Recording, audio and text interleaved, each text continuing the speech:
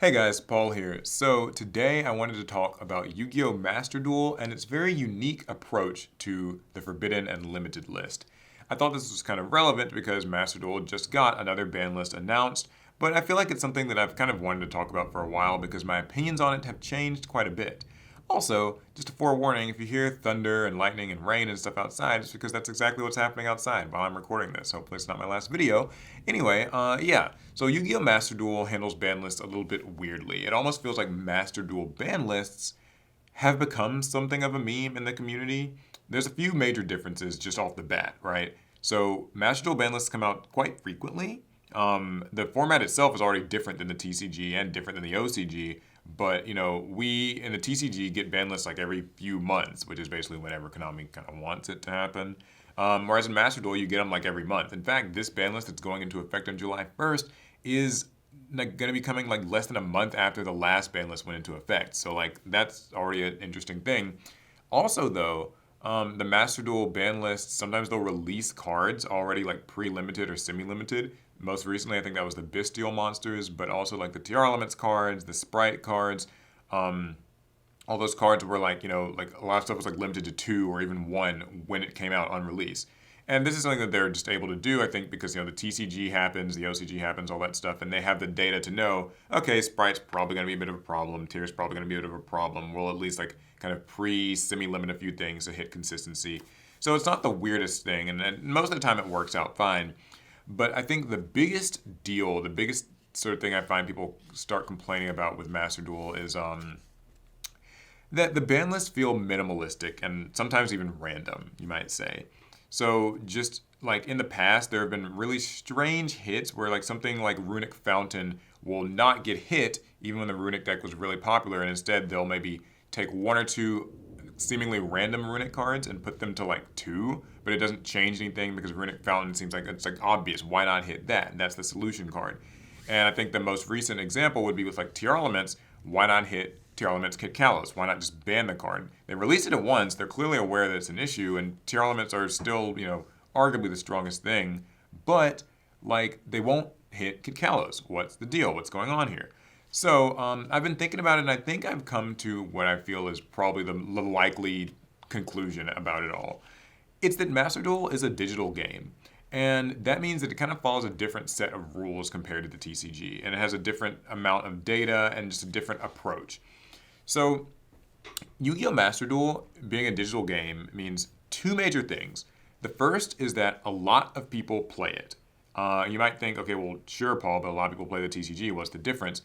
A lot of people log on to Master Duel looking to play Yu-Gi-Oh!, looking to build decks, and they all have a vastly different set of backgrounds than maybe just competitive TCG players. The second important thing, though, is that Master Duel gives Konami or the devs, whoever's like working on it, full data. So they have full and complete data on every single card that you use, every deck that's built, every deck that's played, the win rates on every single deck, every single card, all of it, right? How often people use 3 copies of a card, how often people use 2 copies, 1 copy, does it win, does it lose, decks, themes, everything.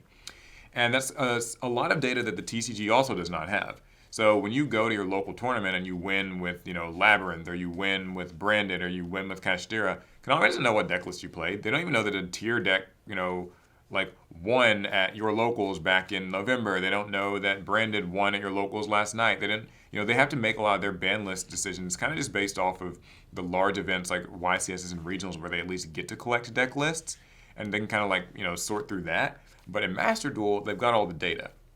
So still maybe you're wondering, okay, how does that change anything? That still means that Kit Kalos is broken and should be banned, right?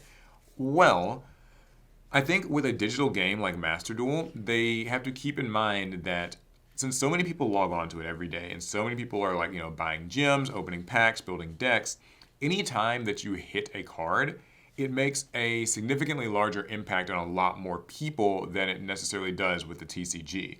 So if they were to say ban Kit Kalos tomorrow, a lot of competitive tier players will be upset, but they'll move on, they'll play the next competitive thing.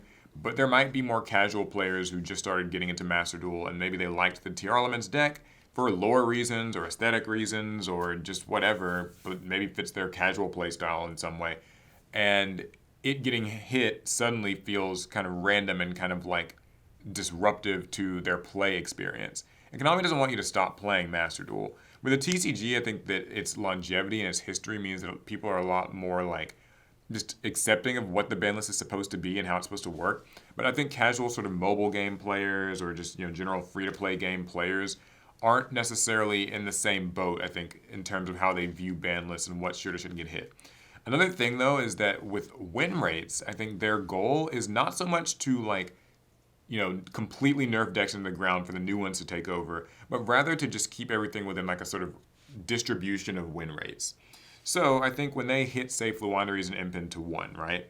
Most people will say, okay, well, Fluandereeze can literally just recycle this card. Why does it matter that Impin's at 1? After all, your combos start with Robina, they start with Eaglin, they start with, like cards that aren't Impin, right? They start with things like, the Advent of Adventure and stuff like that. It doesn't really matter if you do or don't see Impin because it's going to get searched in your combo, so it going from like, 3 or 2 or whatever to 1 doesn't seem like a big deal. In fact, you can even recycle Impin, right? You can use like Stree and Token and like, just get it back to your hand. So it feels like, what's the point in hitting this thing to 1?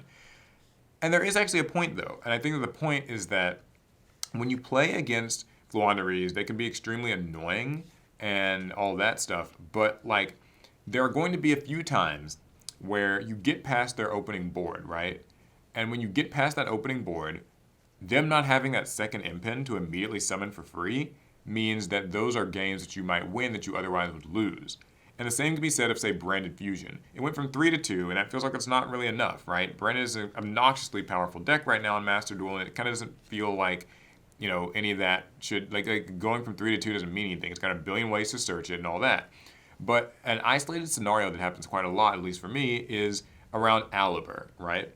So the conventional wisdom says, well, if you have Ash Blossom and Joyous Spring and they summon Aliber, don't take the bait, right? Because you need to be Ash Blossoming on Branded Fusion. If you Ash Blossom Aliber, it just means they probably already had Branded Fusion in their hand anyway. And maybe they were just planning on searching, like Branded Lost or something like that.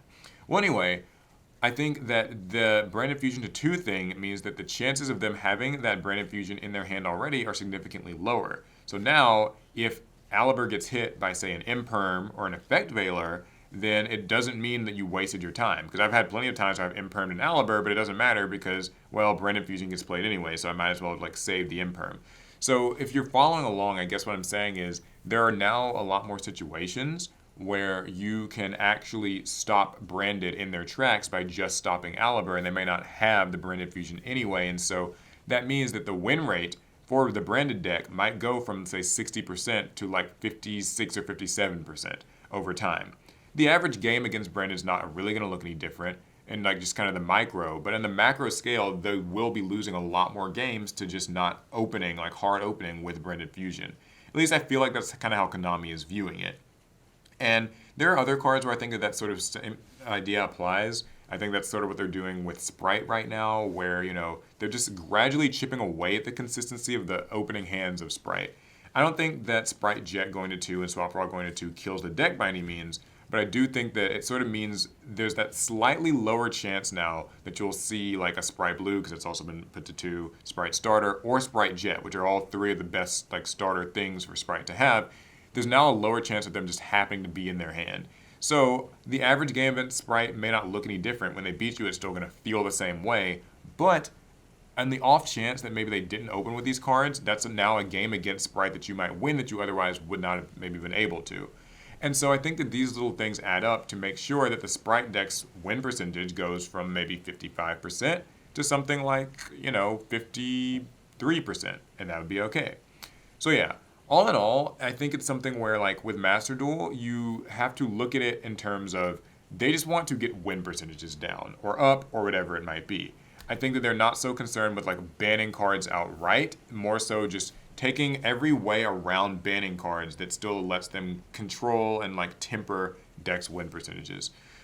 So that's the discussion. Let me know what you guys think down in the comments. I'd love to hear how you feel about this. Do you think that this is the right or wrong approach? I mean, there's certainly some downsides to it. I know that, for a lot of people who are competitive, if you're just like playing in Diamond or Master Rank, some of this just feels like it's not enough, right? Like I'm still tired of losing to Brandon. I'm tired of losing to Sprite. I'm tired of losing to Tier. Like it's annoying, and I don't care about, this stupid ideology, Paul. Like these cards are broken, need to get hit.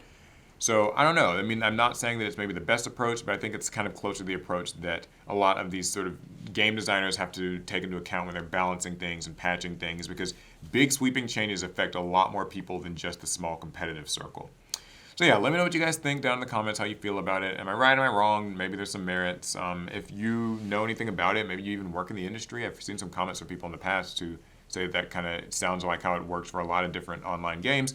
Then I'd love to know. Anyways, it sounds like it's about to flood here, so I should probably get going.